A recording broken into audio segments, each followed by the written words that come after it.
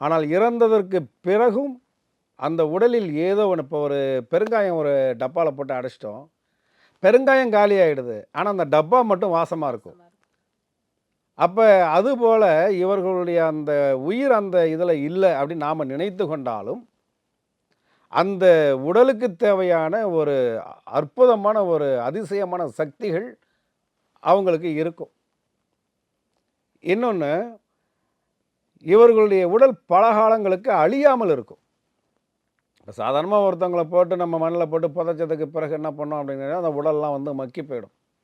அதுக்கு இன்றைக்கி காலகட்டத்தில் இந்த விதண்டாவாதம் பேசுகிறவங்க சொல்லுவாங்க, அதெல்லாம் இல்லை, ஒருத்தன் இறந்து விட்டான் அப்படின்னா கொண்டு போய் மண்ணில் போட்டு புதைச்சி மூடிட்டு வர்றோம். ஆனால் நீங்கள் சித்தர்கள்னு சொல்லி யாரையாவது போய் சமாதி பண்ணிங்கன்னு சொன்னால் உப்பு வைக்கிறீங்க, செங்கல் தூள் வைக்கிறீங்க, விபூதி வைக்கிறீங்க, வில்வம் வைக்கிறீங்க, அதனால் கூட இருக்கும். அப்படிலாம் இல்லை. அப்படி இருந்தாலும் அந்த உடலை வந்து கொஞ்சம் லேட்டாக அழியும், அவ்வளோதான். ஆனால் இந்த சித்தர்கள்னு சொல்லிட்டு நம்ம வந்து எடுக்கும் பொழுது அவர்களுடைய தவ வலிமையின் காரணமாக, தெய்வத்தினுடைய சக்தியின் காரணமாக, அவர்களுடைய சக்தியை இந்த நாட்டிற்கு, இந்த உலகிற்கு வெளியில் 4 பேர் தெரிஞ்சுக்கணுன்றதுக்காக அந்த உடல் அழியாமல் அப்படியே தான் இருக்கும். அதில் ஜீவன் இருந்து கொண்டே தான் இருக்கும்.